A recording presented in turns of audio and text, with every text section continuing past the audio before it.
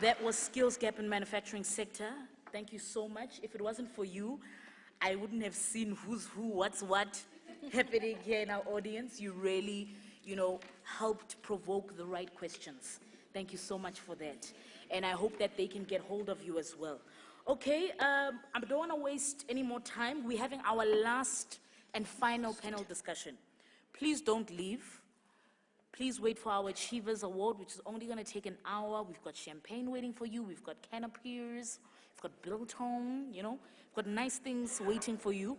And anyway, if you leave now, you're going to face traffic anyway. So where are you going? Just call your husband, let him make eggs with beans and bread for supper. Call your wife, you'll be sorted. Or invite them to our cocktail. Okay, we're about to have our transport and logistics panel discussion. Can I swiftly call Dr. Nolene Pisa, who is head of department for the Department of Transport and Supply Chain Management at the Johannesburg Business School. Ladies and gentlemen, please calm down. Calm down. Champagne is coming. Can we just have this discussion? And also the College of Business and Economics. So Dr. Nolene Pisa, please come through. Can I please call Noma Dumse from Fleet Operations?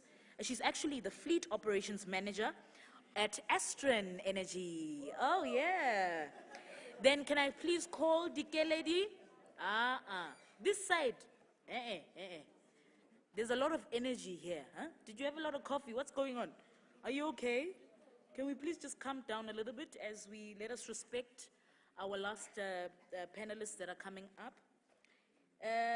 Delegates Mosalo, who's the Executive Officer at the Road Freight Transport, Education and Training Authority. Tita, thank you, ma'am, for joining us. And then last but not least, can we please call Mr. William Mohale from the Industry Skills Development and Training. He's the Industry Skills Development and Training Manager at the Automotive Industrial Development Corporation. Can you please give them a round of applause? No, like a real round of applause. Thank you. Thank you so much. One thing that I've learned in life, that if you could erase all the mistakes of your past, you would also erase all the wisdom of your present.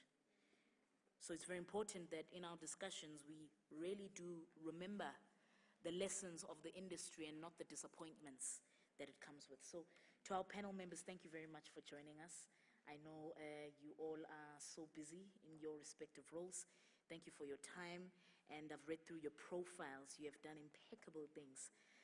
So please introduce yourselves, the space you're in, and your contribution to, or rather your thoughts around transport and logistics, the status in Africa and in South Africa as well. I'll start with you, Dr. Nolene. Thank you. Afternoon, ladies and gentlemen.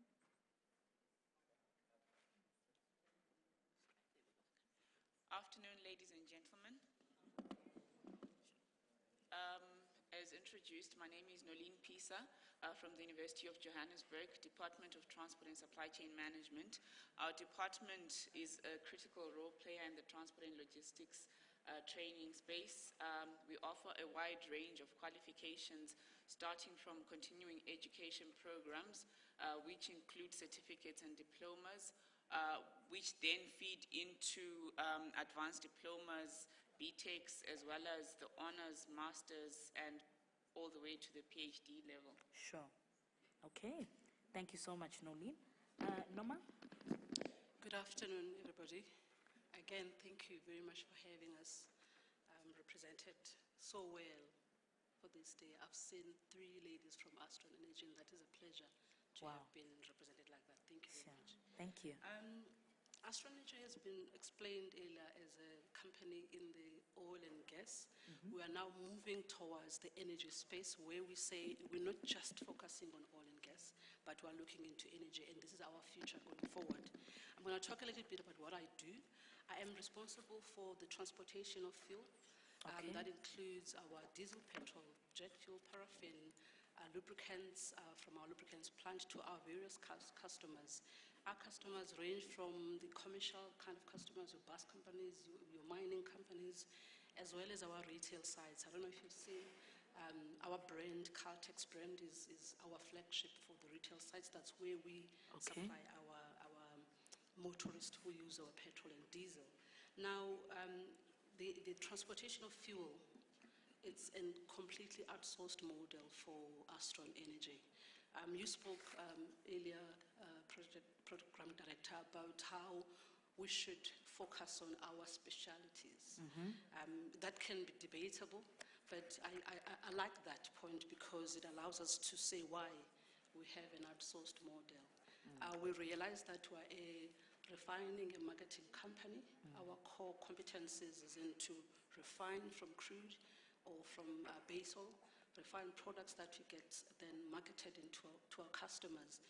Our core business is not to transport. Therefore, we opted to get SMEs Sure. who are good in what they do in the transportation of fuel. However, we do realize that we are custodians of the product. We cannot just bring in a transporter to come and transport for us and ignore the requirements that they have to adhere to, like safety, reliability, and cost effectiveness. So we are responsible and accountable to make sure that our transporters are not spilling fuel, are not contaminating fuel, mixing diesel with petrol, are not killing people on our roads. I'm imagining that my colleagues here from Road Transport Safety will probably hold us accountable. So we make sure that our transporters adhere to those requirements. So it is an outsource model. However, we still hold that accountability as a responsible company that want to serve the business sustainably. Okay. Thank you very much, Norma, for that. Medical lady? Good afternoon, ladies and gentlemen. My name is Dikeledi Mosalo. I work for the Transport SETA, in short, TITA. My actual role is Executive Officer for the Road Freight Chamber, although we also have 8 subsectors: rail, maritime, aerospace, freight handling, freight forwarding and clearing, road freight, road passenger, and taxi. So we work within that skills development environment within those subsectors. In actual fact, when we want to talk about ourselves as TITA, we say we move South Africa, because everything that moves is from TITA.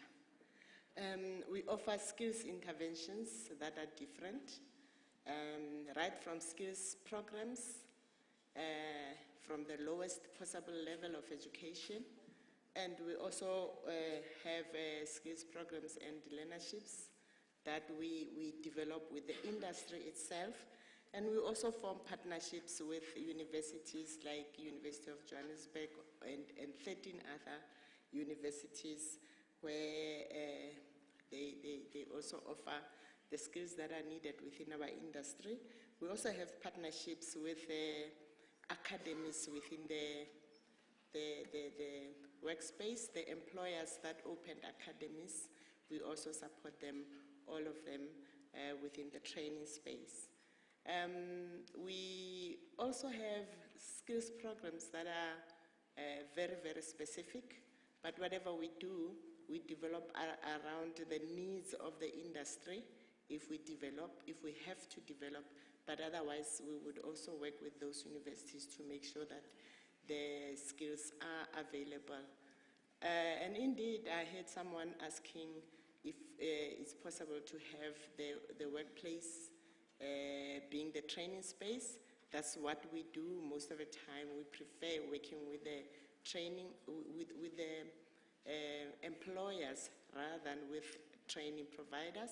But the training providers are allowed to approach the employers and ask to work with them in the skills development environment. Thank you.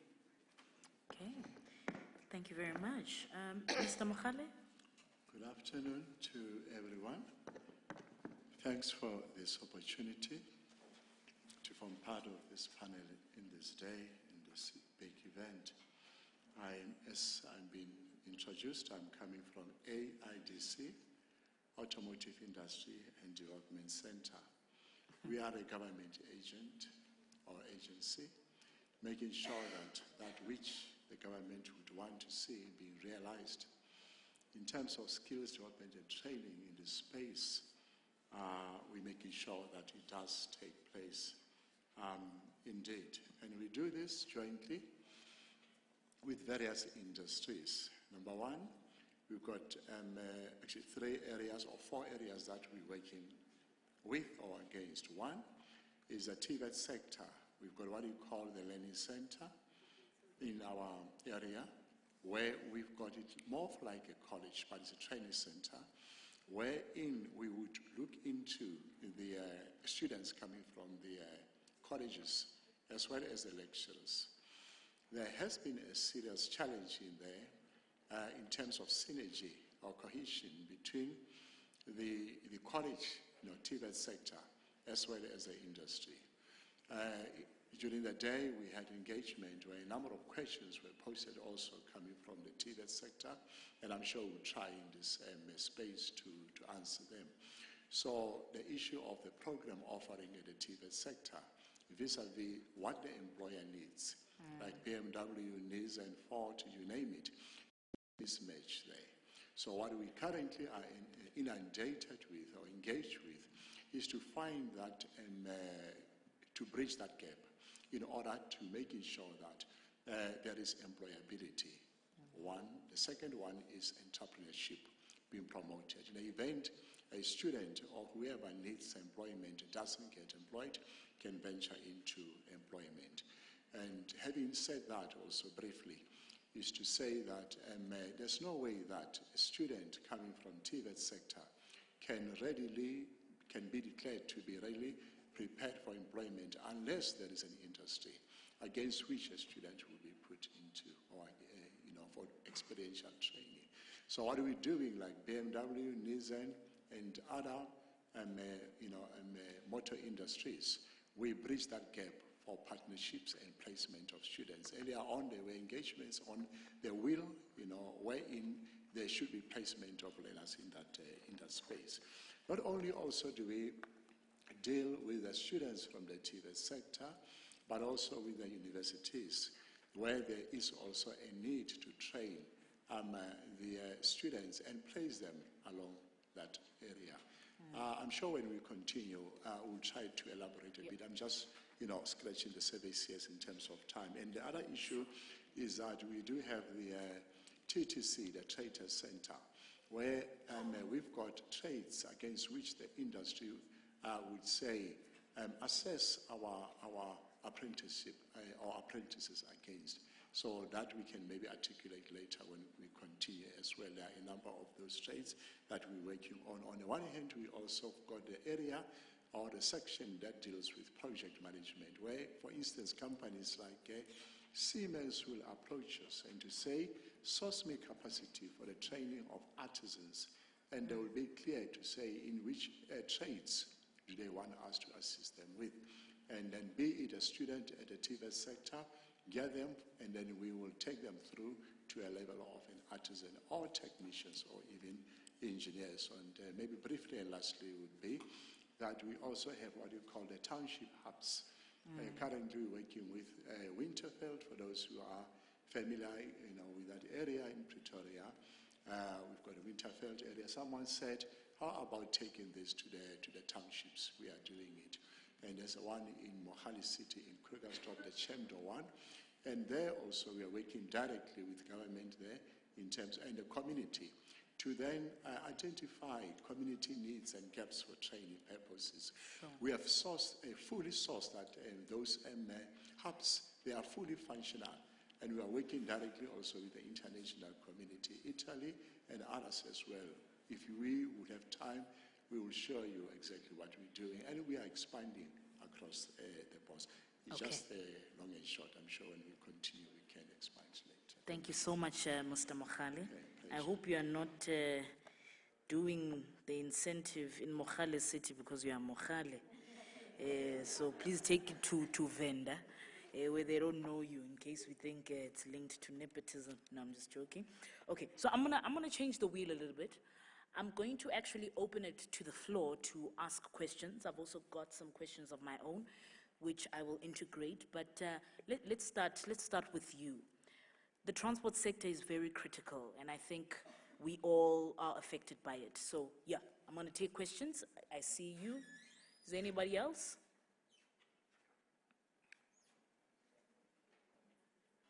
How?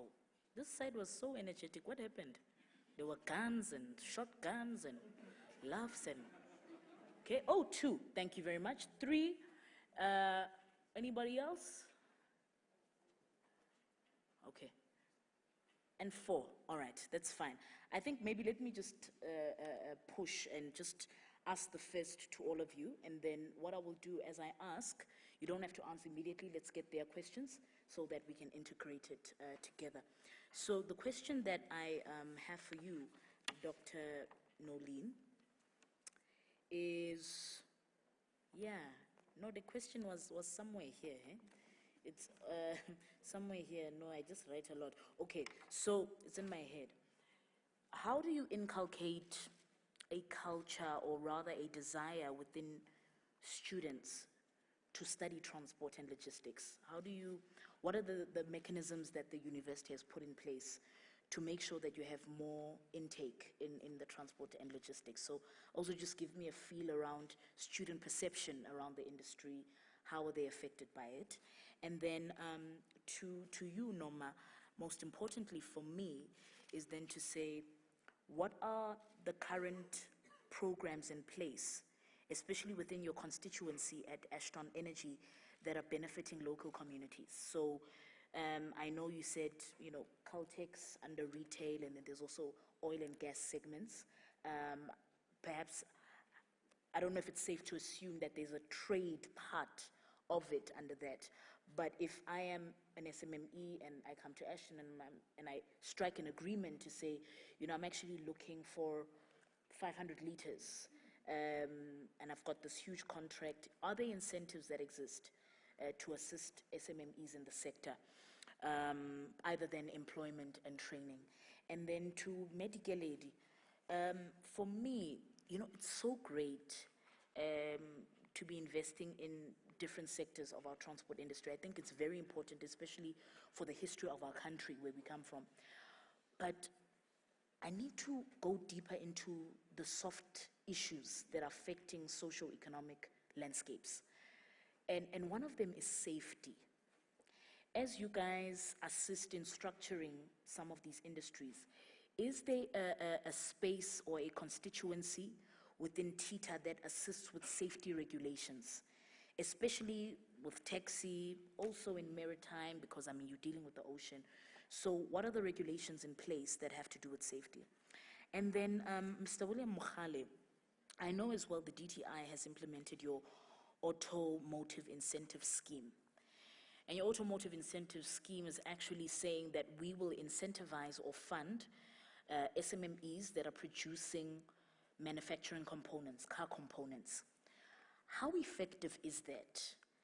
Can you say that we are ready at a production level, looking at the automotive sector? Because you have serious competitors there, your BMW, your Mercedes, etc., etc.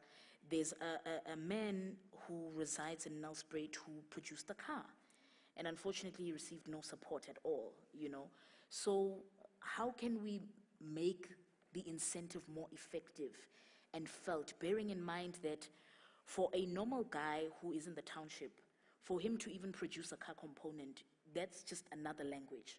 So how aligned is the incentive to the local development of our communities? Okay, so that's just to kickstart, to also energize our audience, and then we will take you, ma'am. Yes. Please tell us who you are asking the question to. My name is Lindiwe.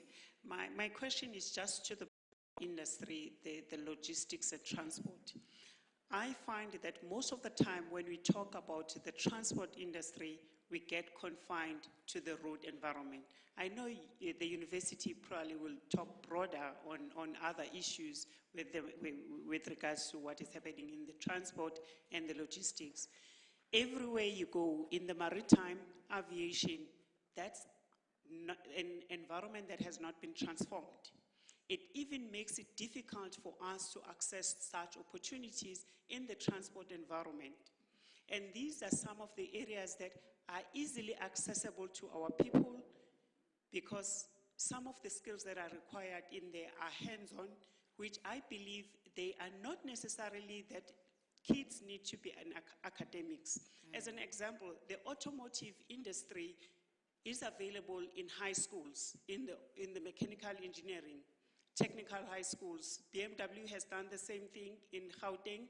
In KZN, there is Toyota doing similar things at Lynn Park. But you find that when these kids exit the environment, they are not fully exposed to the automotive industry within the transport sector in other fields like the maritime, the aviation, except just to look in the just road transportation. Sure. That's my concern. Thank you. Okay, thank you. Number two? There was a second hand. Okay, thank you, ma'am. But thank you very much. My name is Deborah Namani. Just as if I'm continuing to what she just said, Okay. what is entrepreneurship? An entrepreneur is a non-academic. It's just someone who comes up with an idea or dreams about it and wakes up and starts doing something about it. So they miss out on issues of compliance, that whole process Sure. that those who have spoken about training and development keep mentioning. What do we mean in Tatemkhali, for instance, you said, you mentioned two things, employability and entrepreneurship. What are we saying? Can we take one person who knows exactly that they want to be in the transport business, but do not understand what business planning is all about, and do not know what compliance means and what steps to actually take to become compliant and be business ready? What are we saying? How far do we go and where do we start? Thank you.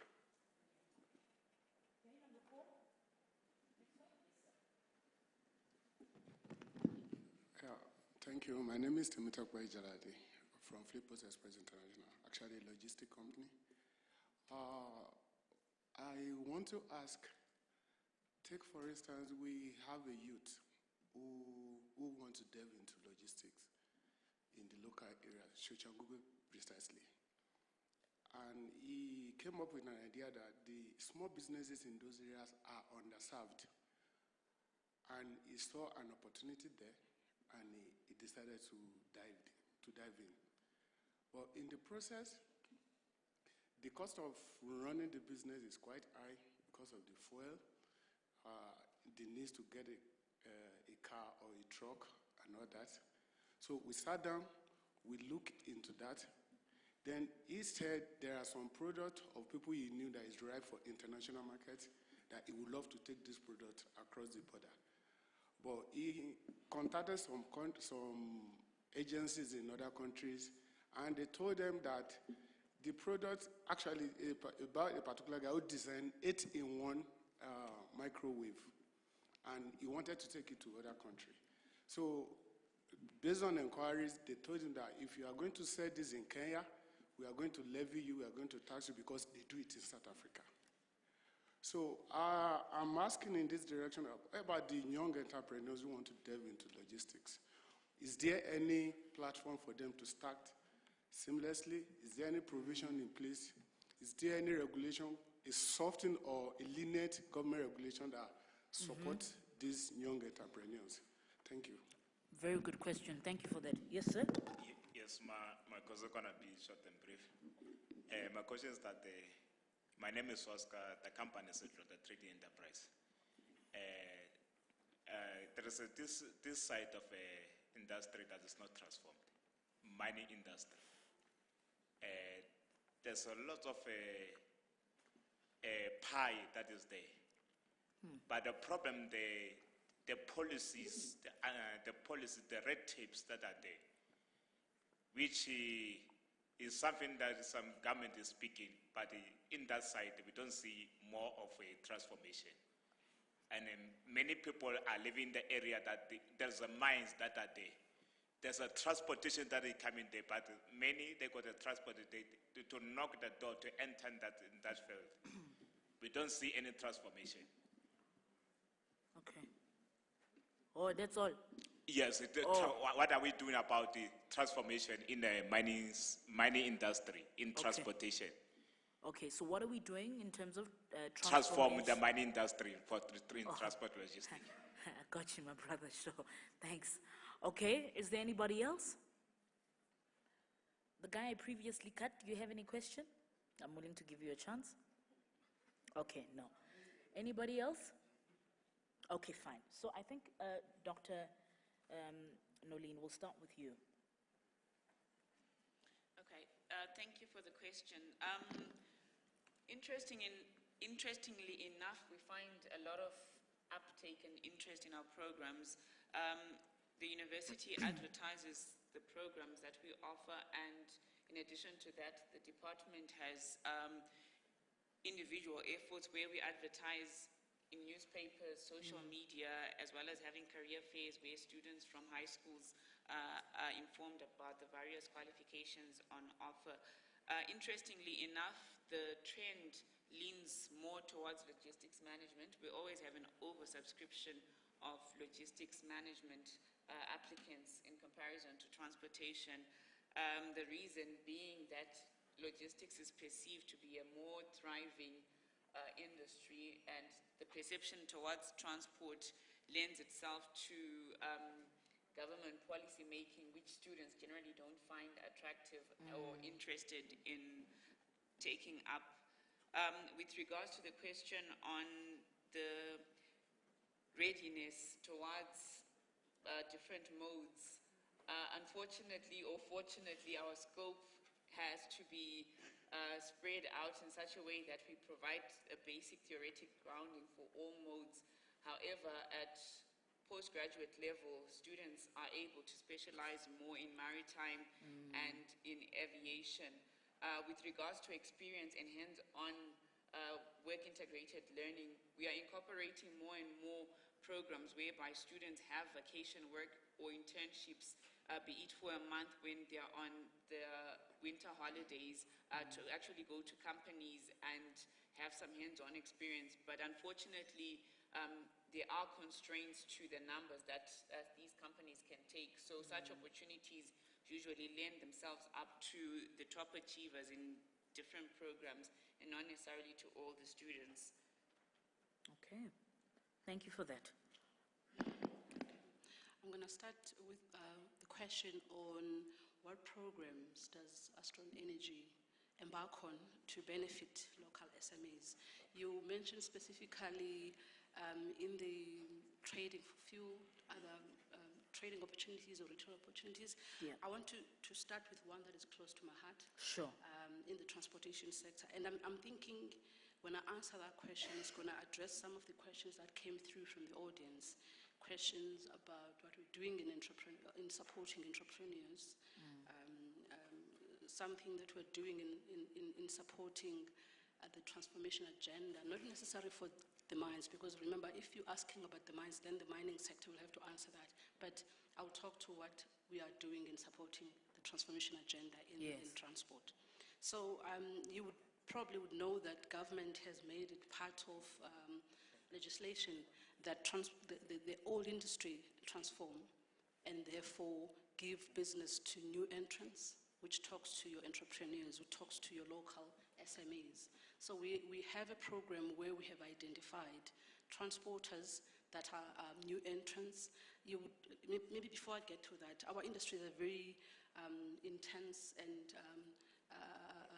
heavy in carrying hazardous goods, which could result in, if there's a spill, there's a contamination, there's a huge impact on the environment, and it could be disastrous. So there's a lot of legislation that governs how we operate. Therefore, that made it very difficult for SMEs or for new entrants to venture into the transportation of fuel. Now, to try and to enable the startups or the new entrants to get into the industry, we then had to intervene. So our intervention is then to identify those new entrants, but because of the high level of safety requirements that are set to us by the government, we made sure that we've got somebody who's had some experience. I heard you spoke about entrepreneurs who have an idea. If a person has some experience in transportation of fuel, have a truck or two, transporting diesel, petrol, jet, or all the other kinds of fuel, we then take them up, make sure that they get the proper training to meet the high standards that are required for our transporters to meet. Instead of saying you can't do this because you don't have the capacity, you don't have the skills, we then take you through a training program and a capacity building program. And remember, I mentioned earlier, this is an outsourced model. We don't have trucks that we own.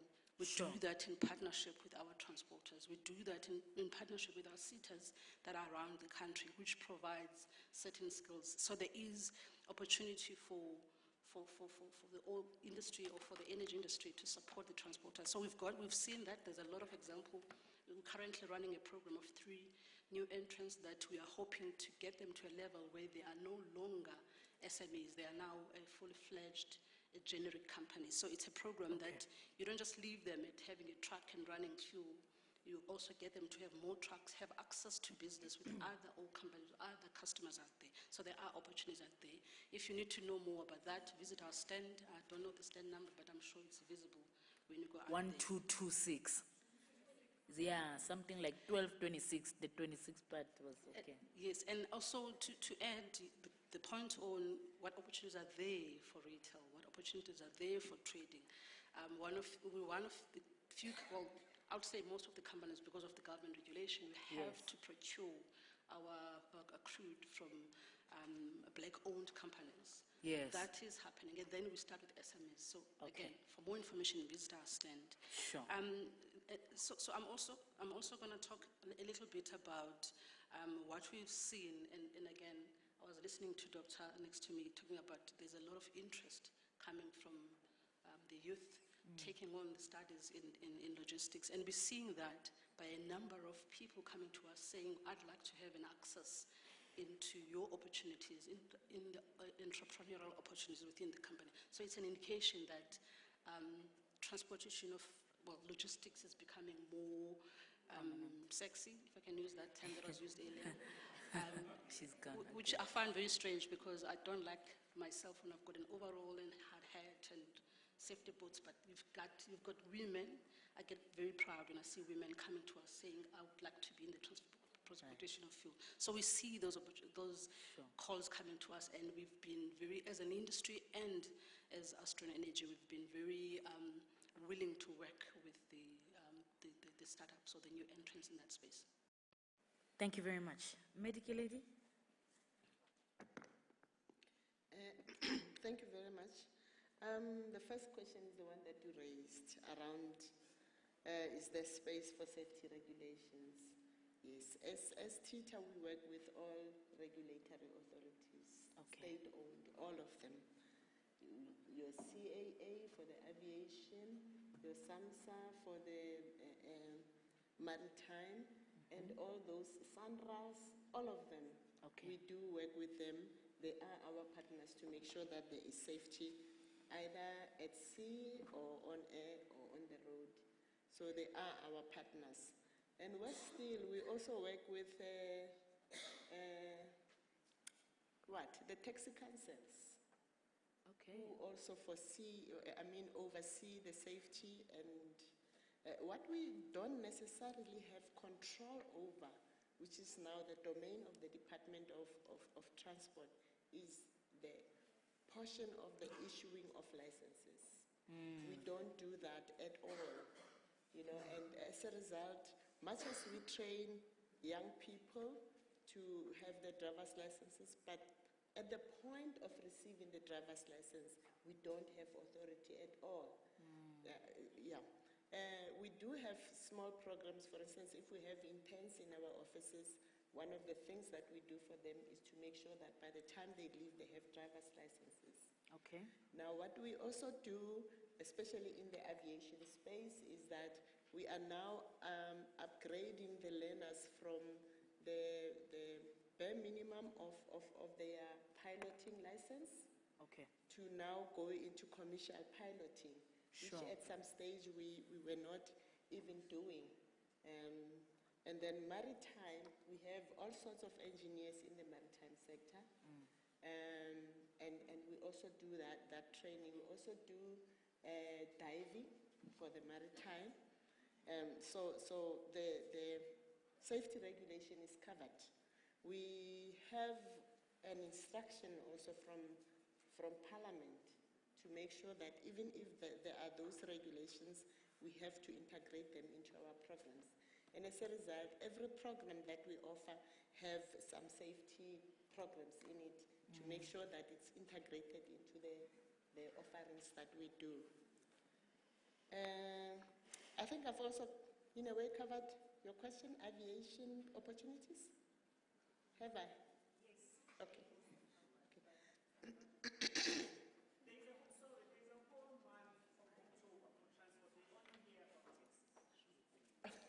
Oh, okay. From Department of Transport. We are also invited into that and being given a slot, but that's a story for another day. Now entrepreneurship and compliance. As TITA, we are invited by companies most of the time if I may give an example, SAB, South African breweries, if they want to outsource their trucks, we have what we call an owner-driver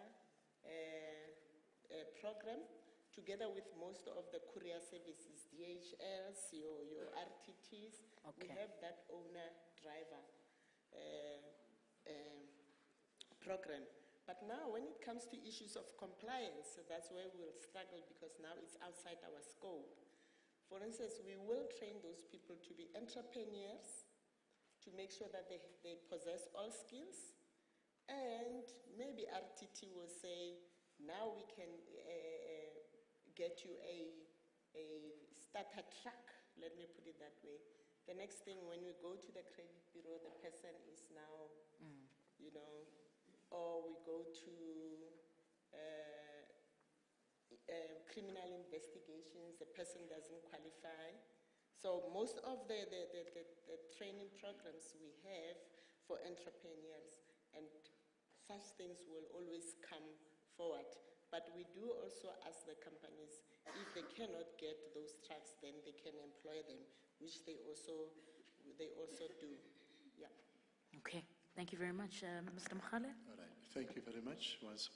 The question you related to earlier on to do with the incentives that we as the center are doing to the employers is not necessarily directly falling within our competency per se, Okay. but we are dealing directly with what you call a JEP, Gauteng Enterprise Propeller, wherein we would then identify in the townships, like for instance, I did make mention of 2 hubs that we are currently running at this point in time.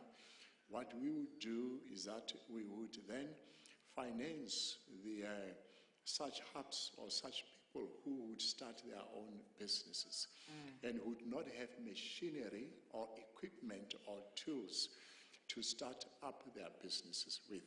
Then we would then identify areas where we need to capacitate them in terms of equipment. So we have done it to the tune of more than 2.5 million to date.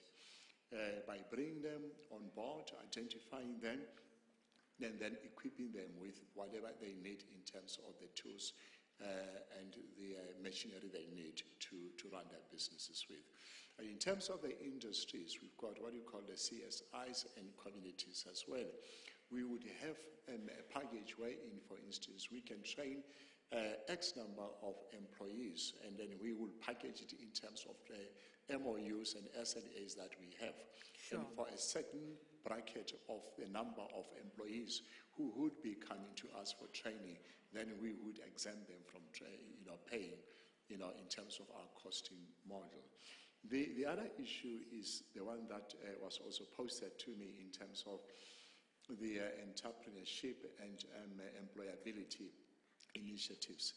I need to also briefly and quickly package it in this fashion, with a background that perhaps I have here from the TVET sector in particular, because that's where we would experience a big challenge in this area. We are inundated with a plethora of such challenges. We would then look into the colleges and the campuses, as most of them are not well equipped, as well as the program offerings, as one of our audience also posted it as a question. With the background that also one has is from the lecturing, as I was there also, and managing the colleges also previously as a principal. The challenge was that one would be inundated with how best then of 30 learners, say, in a classroom, would all be employed or be entrepreneurs. So what we then would do, we will approach companies and then we venture into learnership with them, or vice versa, they come to us. And then we will tailor-make a program that we will offer to them, and with the intent to close what you call skills gap. We do skills gap, matching. We've got what you call job matchmaking portal. And like for instance, BMW will be approaching us and to say, we need X number of artisans, be it or employees. And we would approach TVET sector and we'll be saying to them, that is this opportunity at BMW or Nissan or wherever. And then the colleges will then avail such learners to us. And what we'll do, we will tailor-make a gap content-based training for the industries. And once they are trained, then we know that they go directly to the industry. There's one part of it in terms of employability. But in terms of entrepreneurship, like I've touched briefly, is the township hubs that we have. The other one is to also train the unemployed youth, also embarking on a skills gap. So what we do then will be to avail them to our center, or even to go to them, and then we will then find a gap in terms of what is it that they don't have that the employers would need, or vice versa, for them to run their own businesses. The other issue that also we venture into is, for instance, like, I can't stop mentioning BMWs, because these are, we spoke about the big guns or multi companies. What they would do also from us, to us, will be to say, there could be a new plant opened or a new assembly opened. And like you did make mention of ACMA. So, they will also avail such a challenge to us. We'll package such kind of a training for the industry. And then we will close such a gap for them to be trained. The other way around that we also would approach this is what we call embarking on what you call the lay-off scheme. For those who are about to go on pension, or for one reason or the other, the company would want to close that plant or that line. And before they would lay them off through UIF or any other parties for funding, they will approach us. Then they identify the skills gap against which we will also assist them. The other issue is that we are also involved in what you call the WSSA, Well Skills South Africa. We've got a number of youth that we put through already. Like this year, we were also in Devon, also at the finals, wherein we, through our learning center, we had to prepare a number of such students. They, in the past, even competed outside at the international level. We've got the center that we're operating against, like we said, we specialize in also in mechatronics with German Chamber. We've got the equipment, we've got the tools, we've got what it takes to take the country or even the province through that. So we run such learnerships on autotronics and mechatronics and basic hand tools, and you name it. As we say, time is a bit limited to expand on that. So we can really assist mainly in such areas. Okay. Thank you so much, Mr. Mogale. I think because of we are out of time, may I just request our panelists to give us final thoughts about, transport logistics. And particularly, I know that, the industry really is expensive to operate in.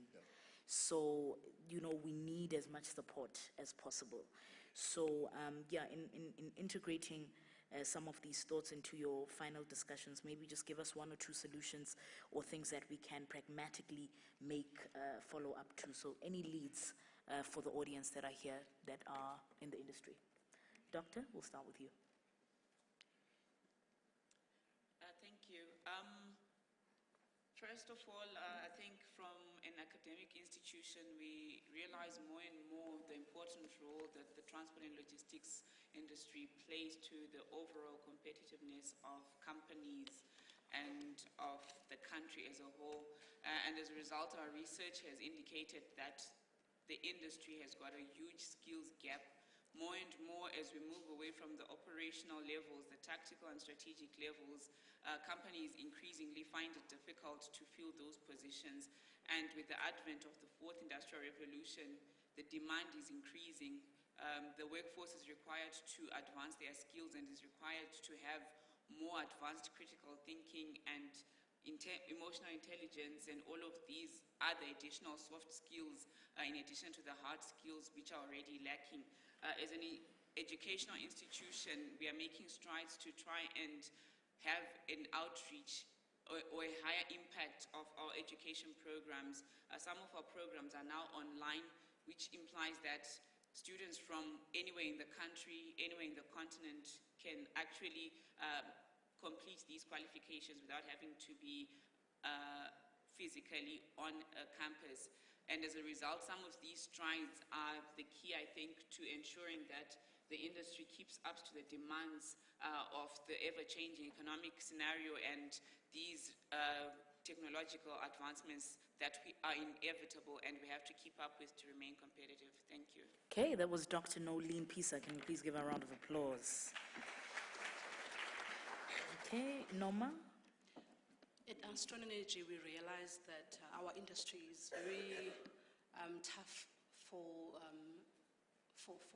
the local content and for the local SMEs to enter. So what we have done and we continue to do is to work with our new entrant transporters. And I guess the biggest thing for us is we understand that the big transporters have been in the game for a while, so we allow them to do what they do best. Now we have realized that we have an opportunity to change the narrative on the transport sector because we've seen that it does not encourage other people to participate. So to encourage the participation by all, we then embarked in this program.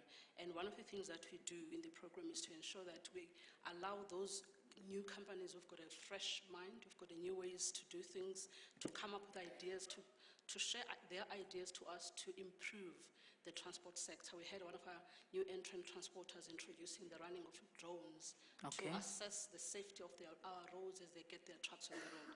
These are the things that we're encouraging with our transporters. And one of the ways we support them and we enable them to remain in the business while competing with the big guns, so to speak. We support them financially and we support them, obviously, as I said, by giving them capabilities and skills that will increase their standards and also ensure that they remain safe on their roads. And because safety is one of the licenses to operate. If they are not safe, then that license can be taken away. So we do a lot to work with our transporters to ensure that they remain safe on the roads. So this is one of the ways that Astron Energy can ensure that we play our part in developing skills in the country. Thank you so much. Give it up for Noma. Thank you very much, Noma. Closing remarks, medical lady? Salo? In this transport and logistics industry, you will be surprised to hear that the most needed skill is that of driving. Not your car, not your ordinary car, not your minibus, but driving. We're having very few people who can drive a truck, with some 28 tires on it. We lack train drivers, we lack pilots, we lack ship captains. those are the people that are needed and are needed in big numbers. So, and when you look at how South Africa perceives transport and opportunities that are in transport, ask any child who wants to go to university, what do you want to do? They'll say, I want to be a doctor, a nurse, you know. They don't even think around the issues of transport. And like I said earlier on, transport moves South Africa. Without transport, there is nothing we can do. So I would like to encourage people to come on to this industry and to also assist to make sure that we all move South Africa forward. Thank you. Thank you so much. Okay, Mr. Mukhale, final remarks? Being inundated with challenges earlier on of coordination of skills development and training in the country or in certain areas, we would want to extend this to our colleagues to say that coming together, this will make a very big difference, and we are one of those centers or service providers that can answer a number of such questions when we work together as a team. We're saying this, looking forward to saying that if TVET colleges, in particular in the country or in this province, can come together like we have done already with MOUs and SLAs, and also niching, like the program director has said earlier on, specializing in certain programs, like for instance in Roslyn or Kempton Park Aviation and so on, wherein we would then draw specialized skills in order to equip students in that area. That will do us best. The other issue that also quickly I want to close up on is the one to say that I'm currently working on the bilaterals also with the government here and others outside in order to place students and lecturers from both the TVET sector and the universities as well. We do make placement there, and with universities and industries out there before end of this year, it will be to our delight if we can get such universities and students coming out clearly, and even communities and profiling students in the areas that we speak about. We might be packed under this, but I'm sure with program director, they know that we are able to go beyond this in terms of various skills and presentations and acquisitions. So we are open to everyone to come to us from the TVET, from the industry, and from the universities as well. And then in order to find solutions to critical and scarce skills moving forward. Many thanks to this opportunity. Fantastic. That was our panel, ladies and gentlemen. Thank you so much to our panelists. That was truly informative, and we truly appreciate it.